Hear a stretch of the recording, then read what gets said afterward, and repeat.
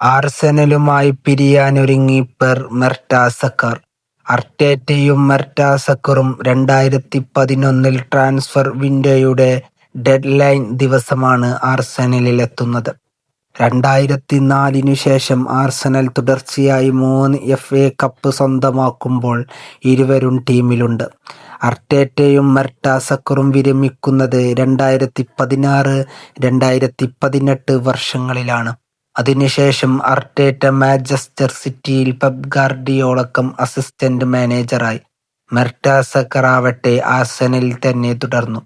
8 വർഷത്തോളം നീണ്ട അക്കാഡമി പരിശീലനകാലത്ത് സ്മിത്ത് റേ, സാക്ക, എഡൻ റനേഷരി, ലൂയിസ് കെല്ലി, മാക്സ് ഡൗമൻ തുടങ്ങിയ താരങ്ങളെ വാർത്തെടുത്തിട്ടാണ് മെർട്ടാസക്കർ മടങ്ങുന്നത്. ഇത് കേൾക്കുമ്പോൾ ആർസെനൽ ആരാധകരെ സംബന്ധിച്ച് നോക്കുകയാണെങ്കിൽ അവർക്ക് വളരെയധികം സങ്കടം നൽകുന്നതാണ് ഇത് എന്ന് പറയുന്നത്.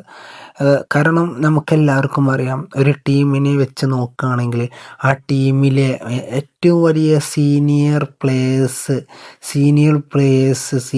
ആളുകൾ ആ ടീമിൽ നിന്ന് പോകുമ്പോൾ പ്രത്യേകിച്ചും അവർ നിൽക്കുന്നുള്ള ആ ടീമിൻ്റെ ആരാധകർക്ക് വളരെയധികം സങ്കടം നൽകുകയാണ്.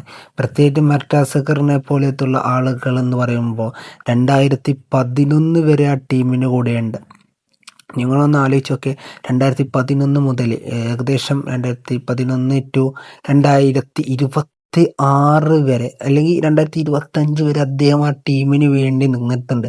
അതുകൊണ്ട് തന്നെ അദ്ദേഹത്തിന് ആ ടീമിനെ കുറിച്ചുള്ള A to Z കാര്യങ്ങൾ അറിയാം. എന്തൊക്കെ ചെയ്താലാണ് ആ ടീമിൻ്റെ പുരോഗതിക്ക് നിലനിൽക്കുക, എന്തൊക്കെ ചെയ്താലാണ് ആ ടീമിൻ്റെ ഇതിൽ നിൽക്കുന്ന ഏകദേശം നല്ല അറിയാം. അപ്പോൾ അതൊക്കെ നോക്കുമ്പോൾ സങ്കടം നൽകുന്നത്. അപ്പോൾ ഇത്രയും ഉണ്ടായിരുന്നുള്ളൂ. ഇതുപോലത്തെ ഫുട്ബോൾ റിലേറ്റഡ് വീഡിയോസിനായി ചാനൽ സബ്സ്ക്രൈബ് ചെയ്ത് സപ്പോർട്ട് ചെയ്യുക. Okay, by.